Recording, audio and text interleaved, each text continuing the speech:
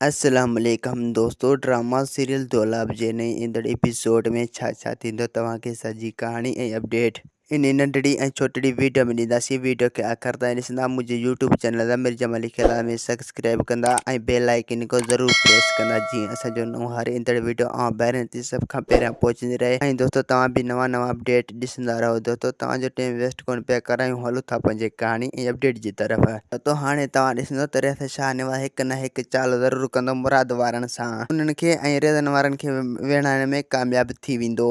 सां पोइ हिकु ॿ जा दुश्मन थी पवंदा ऐं ॿिए पासे मंसूर पूरी कोशिशि कंदो इन दुश्मनी खे विसारण जी। बहरहाल इहा दुश्मनी हाणे कॾहिं बि न विसरंदी। ऐं हाणे तव्हां ॾिसंदो त रियात शाहनवाज़ इन ॿिन्हिनि जे विच में ॿारण ॿारे हाणे पाण विचां निकिरी वेंदो ऐं इन्हनि खे विढ़ाइण में हाणे कामयाब थी वेंदो रियात शाहनवाज़। ऐं ॿिए पासे हाणे तव्हां ॾिसंदो त सोडल वटि कुंज जा फ़ोटू आहिनि ऐं उहे फ़ोटू मुराद खे बि ॾेखारींदो। सोडल ऐं रियाज़न ऐं ककर वारनि खे बि ॾेखारींदो ऐं पोइ रियाज़न ऐं ककर वारा फ़ोटो ॾिसी इहे परेशान थी वेंदा। सोडल खे चवंदा त असां ईअं कॾहिं बि न सोचियो हो त तव्हां कुंज खे अगवा कंदो।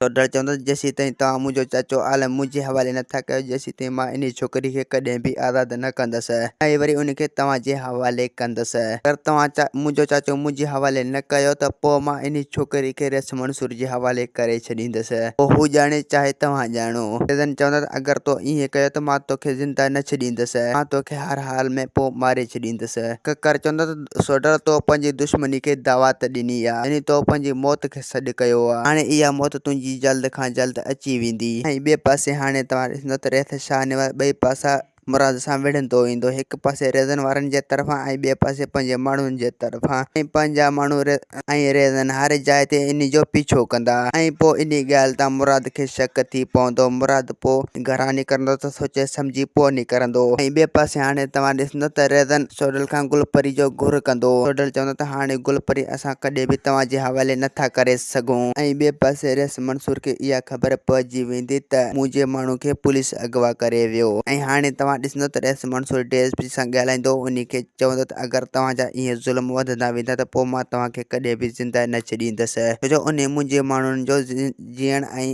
खाइण हराम करे छॾियो। जेसीं ताईं हाणे मां उन जो बिलो न कंदुसि जेसीं ताईं हू मुंहिंजे माण्हुनि खे तंग कंदो ई रहंदो। ऐं ॿिए पासे गुलपरी हाणे घणे खां घणो होशियारु थींदो। मरम उनखे सम्झाईंदो त तूं घणो परेशान न थी, छो जो मुराद वारा हाणे तुंहिंजो कॾहिं बि फ़ैसिलो नथा कराए सघनि ऐं वरी तोखे दुश्मन जे हवाले कराए था सघनि ऐं हू तोखां वधीक होशियारु आहिनि। ऐं ॿिए पासे अम्मा साइड रियाज़ मंसूर खे चवंदो तूं केॾी बि कोशिशि कर पर इहा दुश्मनी कॾहिं बि न विसरंदी, न ई वरी ही भाउ विसारण जहिड़ी आहे। जेसीं ताईं ही पंहिंजा माण्हू न मारींदा जेसीं ताईं सुकून सां कॾहिं बि न वेंदा। रियाज़ मंसूर चवंदो त मां इन दुश्मनी खे हर हाल में ख़तमु कराईंदसि। अगरि मां हिन दुश्मनी खे ख़तमु न कराई त पोइ ही सिंध बर्बाद थी वेंदो, यानी पोइ ॻोठ जा ॻोठ वीरान थी वेंदा।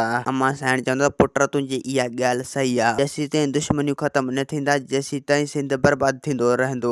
बेशक तुंहिंजी सोच जहिड़ी हर माण्हू जी सोच हुजे हा त अॼु इन मंज़िल ते न पुॻनि हा। ऐं ॿिए पासे हाणे तव्हां ॾिसंदो त रियात शाहनवाज़ रियाज़न खे चवंदो त तूं हाणे मुराद खे हिकु पासे करे तूं हाणे रियाज़ मंसूर जो बिलो कर, छो जो उन जा ॾींहों ॾींहुं कम वधंदा पिया वञनि। हाणे जेसीं ताईं असां उन जो बिलो न कंदासीं जेसीं ताईं हू असांजे ख़िलाफ़ ॿिए कंहिंजा कन भरींदो रहंदो।